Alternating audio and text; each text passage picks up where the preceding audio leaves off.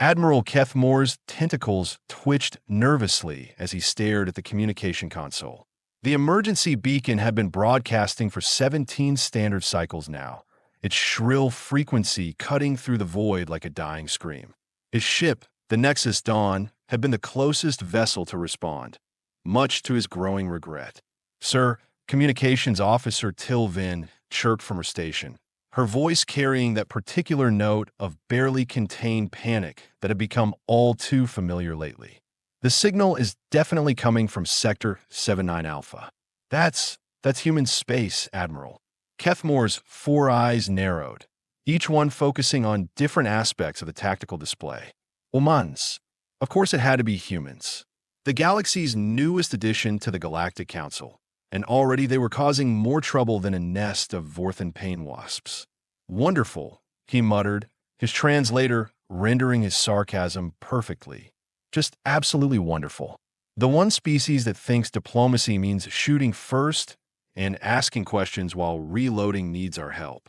Science Officer Grixtal looked up from his sensor array, his scaled head tilting in that way that meant he was about to deliver bad news. "Admiral, I'm detecting multiple energy signatures in that sector. Some of them, well, sir, they don't match any known technology in our databases." "How delightfully mysterious," Keth-Mor replied, his tentacles now performing what could only be described as an anxiety dance. Unknown technology and humans in distress. What could possibly go wrong?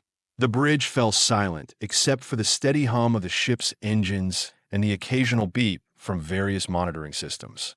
Through the main screen, the stars stretched endlessly ahead, cold and indifferent to the drama about to unfold. "Sir," Tilvin spoke again, her voice even more strained. "I'm receiving another transmission. It's a human distress call." "Put it through," Keth-Mor ordered, settling his bulk into his command chair with the resignation of someone who knew his day was about to get significantly worse. The speakers crackled to life, filled with static and the unmistakable sound of weapons fire in the background. Then, a human voice cut through the chaos. Female, authoritative, and absolutely furious. "This is Captain Jessica Kane of the Earth Defense Ship Aurora's Edge. We are under attack by unknown hostiles. Our shields are failing, weapons are at 30%, and we have got hull breaches on decks 4 through 7. If anyone receives this message, we need immediate assistance." The transmission cut to static, leaving the bridge in uncomfortable silence. "Well," Keth-Mor said after a moment, "she certainly knows how to make an impression. Grixtal, what's our ETA to their position?" "Approximately 43 minutes at current speed, sir." "But Admiral," Grixtal hesitated, his claws clicking nervously against his console. "The energy readings I'm detecting, they are off the charts. Whatever's attacking them isn't using conventional weapons." "Define not conventional," Keth-Mor requested, though part of him really didn't want to know. "The energy output suggests weapons capable of tearing through quantum-reinforced hull plating like it's made of paper. Sir, if these beings can overwhelm human defenses..." Grixtal trailed off, but everyone on the bridge understood the implication. Humans were notorious throughout the galaxy for their military capabilities. They were the species that had looked at the concept of a reasonable force and decided it was more of a suggestion than a rule. Their ships were floating fortresses, their soldiers were barely contained violence given purpose, and their tactical doctrine could be summarized as if it moves, shoot it. If it doesn't move, shoot it anyway just to be sure. If something could overwhelm human defenses, what chance did anyone else have? "Navigation," Keth-Mor called out. "Increase speed to maximum. I want to reach that sector before there's nothing left to rescue." "Aye, sir," came the reply from the NAV station. Maximum speed engaged. The Nexus Dawn shuddered slightly as its engines pushed beyond normal operational parameters. Through the main screen, the stars began to streak past at an alarming rate. "Admiral," Tilvin announced, "I'm picking up another transmission. This one's different." "Different how?" Keth-Mor asked, though he was beginning to suspect he already knew the answer would be something he didn't want to hear. "It's not human, sir. The language patterns are completely unknown, and the transmission method, it's like nothing in our databases. But, sir, the mathematical progressions embedded in the signal suggest a highly advanced intelligence. Marvelous, Keth-Mor motived, unknown aliens with superior technology attacking humans who are calling for help.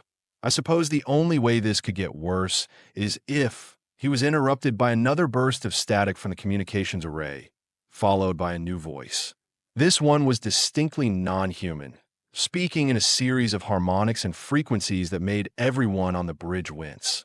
When the translator finally managed to process the alien speech, the words that emerged were chilling in their calm precision. Attention, inferior carbon-based entities. Your resistance is futile. Your technology is primitive. Your species will serve our purposes or be eliminated. Surrender is your only option for survival. The transmission ended, leaving the bridge in stunned silence. Well, Keth-Mor said finally, I suppose that answers the question of whether they are friendly. Admiral Keth-Mor called out urgently. Sensors are detecting massive energy buildups in the target sector. Whatever's happening there, it's escalating rapidly. Keth-Mor's tentacles performed another anxious dance as he considered their options. Protocol dictated that they should contact the Galactic Council and request a full fleet response. Common sense suggested they should turn around and run as fast as their engines could carry them. But somewhere out there, beings were fighting for their lives against an enemy that viewed them as nothing more than useful resources or acceptable casualties. Tactical, he called out. What's our weapon status? Lieutenant Commander Vashkol looked up from his station, his multiple eyes blinking in sequence. All weapons online and ready, sir. Though if these unknowns can overwhelm human defenses, then we will have to be creative, Keth-Mor finished. I didn't become an admiral by backing down from impossible odds. That wasn't entirely true. He'd actually become an admiral through a combination of political maneuvering, strategic thinking, and an unfortunate tendency to be in the right place at the wrong time. But his crew didn't need to know that. Sir, Tilven announced, we are receiving another human transmission. Put it through. This time, the voice that emerged from the speakers was different, male, younger, and carrying the particular brand of controlled panic that came with extreme stress. This is Lieutenant Commander Marcus Reed aboard the Aurora's Edge. Captain Kane is injured but stable. We have managed to restore partial shields, but our main weapons array is down. These things, whatever they are, they're like nothing we have ever faced. They seem to absorb energy weapons and redirect the power back at us. Kinetic weapons have limited effect. If anyone's receiving this, we need evacuation for our wounded and technical assistance. Our engineers think they might have found a weakness in their shielding, but we need time to implement it.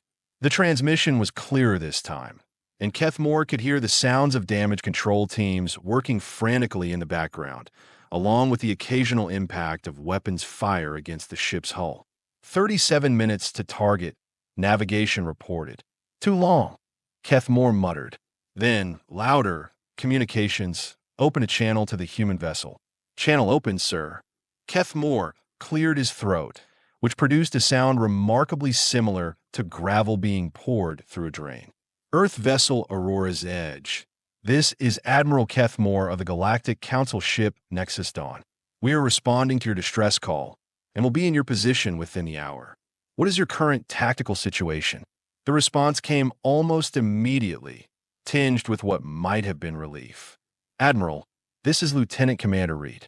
We are facing approximately 12 hostile vessels of unknown configuration. They appeared without warning and began attacking civilian transports in this sector. We responded to the distress calls, but their technology is far superior to anything in our databases. They seem to be harvesting something from the destroyed ships, possibly the crews. Harvesting, Keth-Mor repeated, his tentacles now performing what could only be described as a full horror dance. Yes, sir. They deploy some kind of energy beam that extracts something from the wreckage. Our sensors can't determine exactly what, but the pattern suggests they're collecting biological material. Wonderful. Unknown aliens with superior technology who collected biological samples. Keth-Mor had seen enough intelligence reports to know where this was heading, and it wasn't anywhere pleasant. Lieutenant Commander, he said, we will be there as soon as possible. In the meantime, I suggest you avoid direct confrontation if at all possible. These beings may be more interested in capture than destruction. Understood, Admiral. We will do our best to stay alive until you arrive. The channel closed, leaving the bridge in tense silence. Grigstow, Keth-Mor called out, I want everything we can get from the sensor data. Ship configurations, weapon signatures, energy patterns, anything that might give us an advantage. Already on it, sir, the science officer replied, his claws dancing across his control surface. The data is troubling. These vessels appear to be using some form of dark matter manipulation for both propulsion and weapons. Their hull composition defies easy analysis, but it seems to incorporate elements that don't exist on the periodic table. Impossible elements, Keth-Mor mused. How wonderfully reassuring. Sir, Vashkol interjected from the tactical station. If these beings are as advanced as they appear, what exactly are we planning to do when we arrive? Our weapons are designed for conventional warfare against known technologies. It was a fair question, and one that Keth-Mor had been hoping someone wouldn't ask. The truth was, he had no idea what they were going to do. Standard military doctrine suggested overwhelming force, but that wasn't an option with just one ship. Diplomatic contact was usually the next alternative, but the aliens' previous transmission hadn't exactly screamed open to negotiation. We improvise, he said finally. It's worked before. Has it, sir? Tilven asked innocently. Don't answer that, Keth-Mor replied quickly. Just focus on getting us there in one piece. The next 30 minutes passed with agonizing slowness. Updates from the human ship became increasingly sporadic and increasingly desperate. The unknown aliens seemed to be toying with their prey, inflicting damage but not delivering killing blows. Whether this was strategic patience or sadistic entertainment was impossible to determine. Admiral, navigation announced, we are approaching the edge of the engagement zone, dropping to sublight speed. Through the main screen, the first signs of the battle became visible. Energy discharges lit up the darkness like lethal fireworks, and the twisted wreckage of what had once been civilian transports drifted through space like mechanical tombstones. Sensors are picking up the human vessel, Grigstow reported. She's taken heavy damage, but is still fighting. I'm also detecting 13 unknown vessels. Sir, they are massive. Each one is at least twice the size of our ship. Of course they are, Keth-Mor sighed. Because why would anything about this situation be easy? Admiral, Tilven called out urgently. The alien vessels are moving to surround the human ship.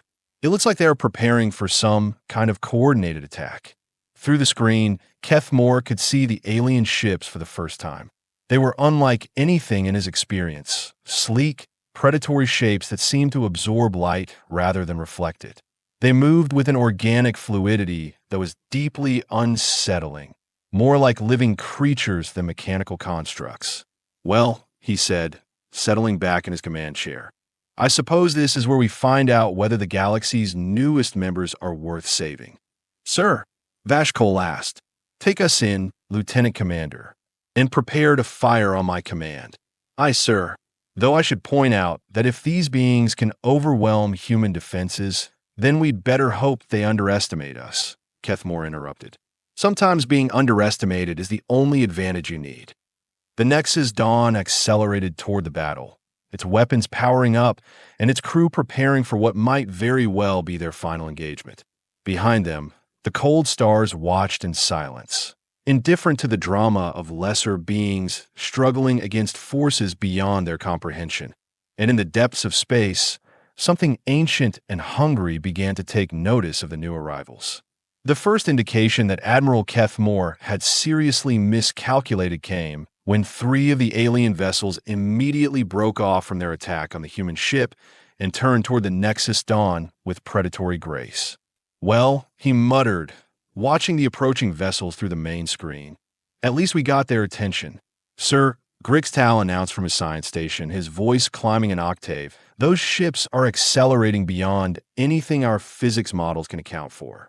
They're somehow manipulating space-time around their hulls. Fantastic, Keth-Mor replied dreadily. Physics-defying aliens. Because regular physics obeying aliens would be too simple for a Tuesday.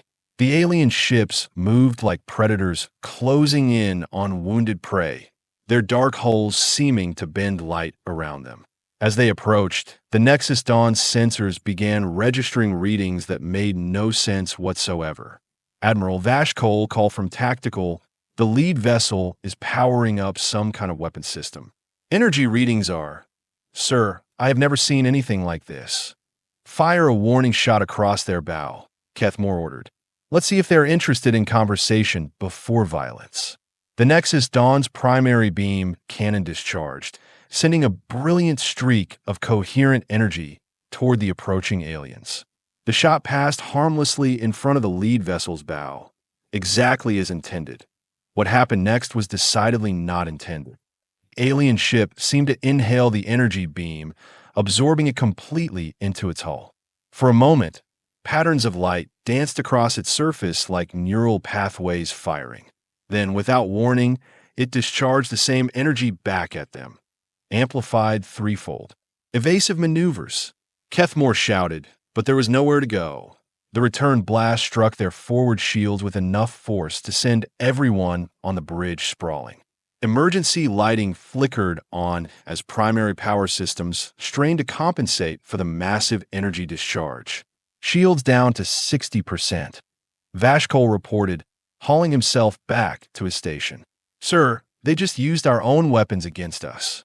"I noticed," Keth-Mor replied, his tentacles gripping his chair arms with enough force to leave permanent indentations. "New plan? No more energy weapons." "Sir," Tilven announced, "I'm receiving a transmission from the human vessel." "Put it through." The voice that emerged was definitely Captain Kane this time, though she sounded like she'd been through a blender set to aggressive. "Council ship, this is Kane. I don't know what you just tried, but don't fire energy weapons at these things. They absorb the energy and throw it back harder than you send it." "Yes, Captain," Keth-Mor replied. "We just discovered that delightful feature ourselves." "What's your tactical assessment?" "They are hurting us, Admiral." "These aren't random attacks. They are coordinated captures. We have been analyzing their movement patterns, and they're trying to disable rather than destroy. The question is, disable us for what?"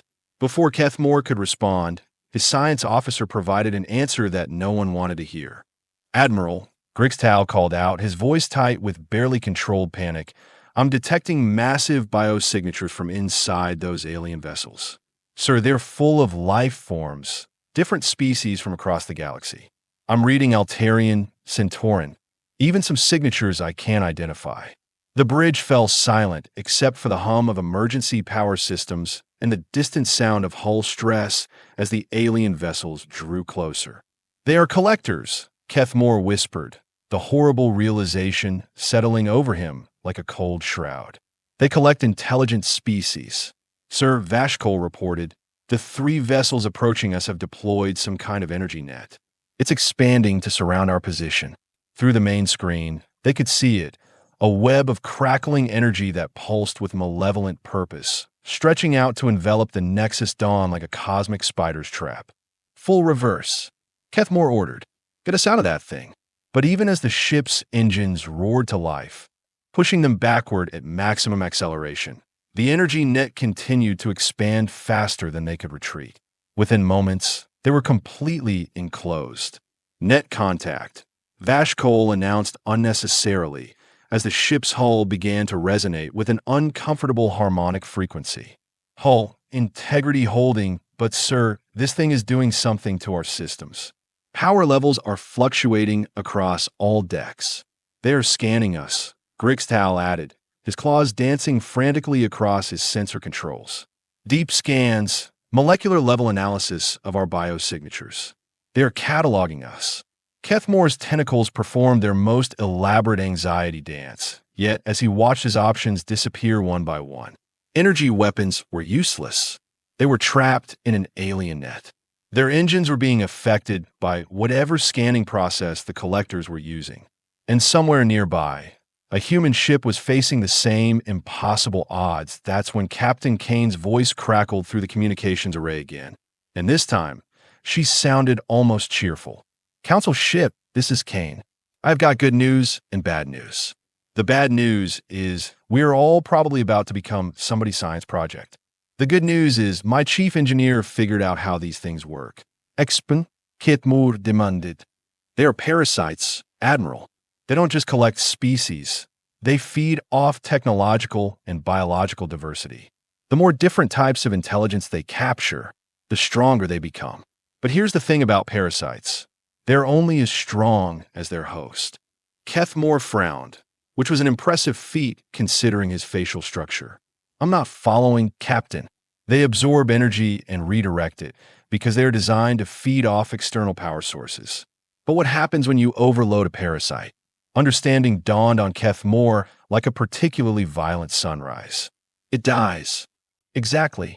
These things have been cruising the galaxy for who knows how long, picking off isolated ships and small colonies. They are used to easy prey that can't fight back effectively. But Admiral, I don't think they have ever encountered a coordinated defense. Were you proposing, Captain? Synchronized overload. We hit them with everything we have got at exactly the same moment. Not to destroy them, but to feed them more energy than they can possibly process. Like forcing someone to drink an ocean. Keth-Mor considered this for exactly 3 seconds before realizing it was both completely insane and their only viable option.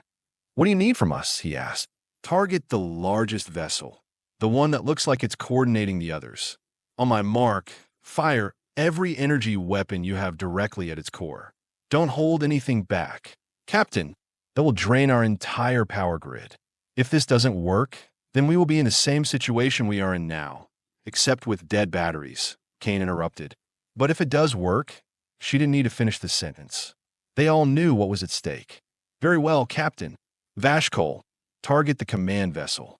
Prepare to fire all energy weapons on Captain Kane's signal. Sir, his tactical officer replied, firing all weapons simultaneously will likely cause cascade failures throughout our power grid. We might not survive the feedback. Lieutenant Commander, Keth-Mor said calmly. If we don't try this, we definitely won't survive what comes next. The next few minutes stretched like hours as both ships maneuvered into position. The alien vessels seemed to sense something was wrong, their movements becoming more agitated, but they didn't break off their capture attempts. Council ship, this is Kane. Are you ready? Keth-Mor looked around his bridge one last time, taking in the faces of his crew. They were scared, terrified, actually, but they were ready to follow his orders even if it meant their destruction. We are ready, Captain. Then let's see what happens when you overfeed a cosmic parasite. All weapons, full power on my mark. 3, 2, 1. Mark. The Nexus Dawn discharged every energy weapon in its arsenal simultaneously. Beam cannons, plasma projectors, particle accelerators, even the emergency point defense systems. Everything fired at once, creating a torrent of energy that lit up the darkness like a newborn star at the same moment. The human ship Aurora's Edge unleashed its own devastating barrage. Despite the damage it had sustained, the vessel proved that human engineering was as resilient as human determination, pouring every erg of available power into a focused assault on the alien command ship. The combined energy storm struck the collector vessel with enough force to crack a moon. For a moment, nothing happened. The alien ship simply absorbed the massive energy input just as it had before, its hull glowing brighter and brighter as neural pathways of light spread across its surface. Then something wonderful and terrible happened. The patterns of light began to move faster, racing across the hull in increasingly frantic spirals. The ship began to vibrate, then shake, then convulse like a thing in agony. Other collector vessels stopped their approach, as if sensing their command ship's distress. It's working, Grigstow shouted over the sound of overloading power systems. The energy absorption rate is exceeding their processing capacity. The command ship's convulsions grew more violent. Sections of its hull began to crack, revealing brief glimpses of the horrific interior. Vast chambers filled with collected beings from dozens of species, all suspended in some kind of stasis field. Then, with a sound like reality tearing, the ship exploded. But it wasn't a normal explosion.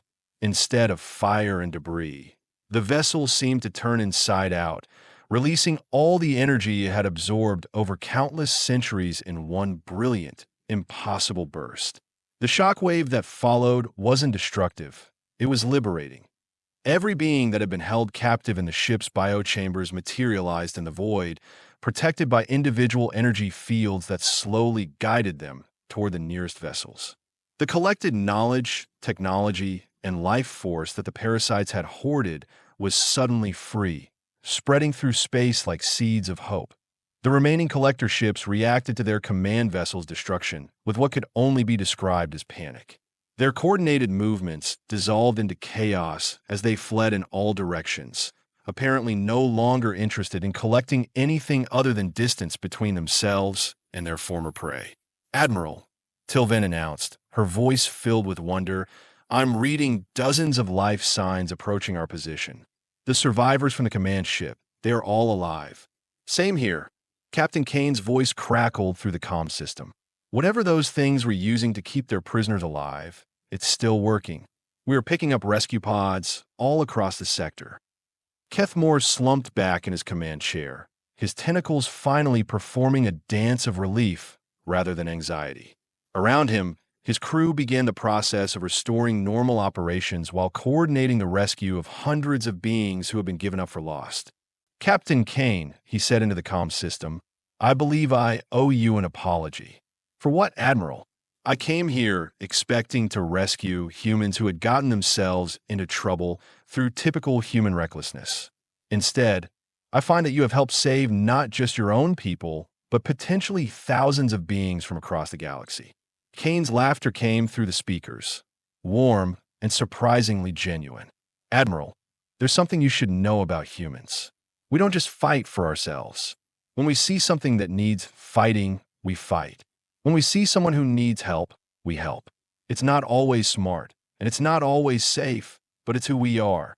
As if to prove her point, Keth-Mor watched through his main screen as the battered human vessel began moving among the rescue pods, taking aboard survivors with efficiency that spoke of long practice at impossible rescues.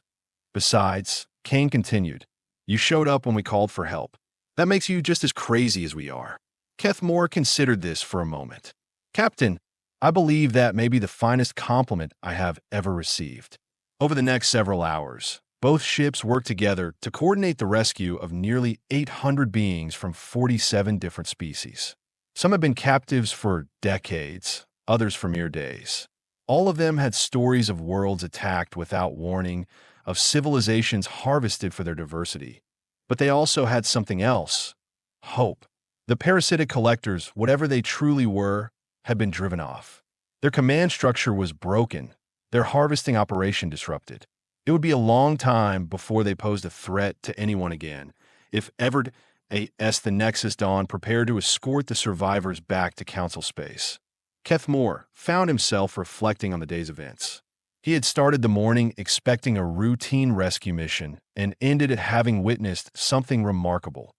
Humans, it seemed, were not just the galaxy's newest members. They were its newest defenders.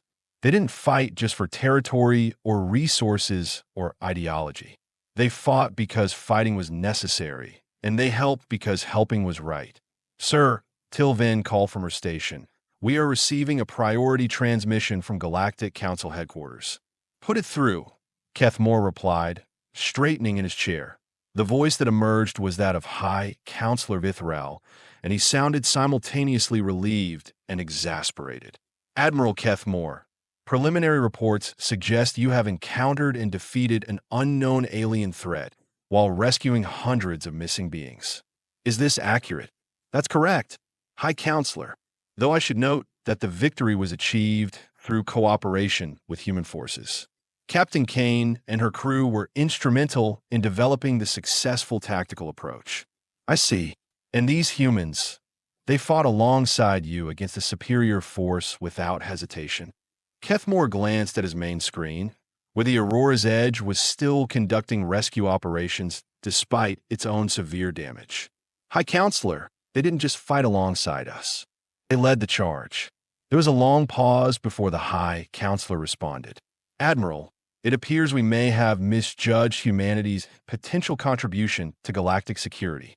Please extend my personal gratitude to Captain Kane and inform her that the Council would be interested in discussing expanded cooperation agreements. I will, sir. After the transmission ended, Keth-Mor opened a channel to the human ship. Captain Kane, you have just received a formal invitation to discuss expanded military cooperation with the Galactic Council. Congratulations. Thank you, Admiral. Though I should warn you, if you are expecting us to become more reasonable just because we are officially allies now, you're going to be disappointed. Keth-Mor's laugh was a sound like grinding gears filled with genuine warmth. Captain, after today, I wouldn't have you any other way. As both ships began their journey home, carrying their rescued passengers toward freedom and safety, the stars looked down with what might have been approval. The galaxy was a dangerous place, filled with threats both known and unknown. But it was also a place where beings could choose to stand together against the darkness, where the strong could defend the weak, and where sometimes, just sometimes, the right kind of terror was exactly what the universe needed. In the depths of space, other predators took notice and began to recalculate their hunting strategies. The galaxy had new guardians now, and they were proving to be far more dangerous than anyone had expected, especially when they were angry.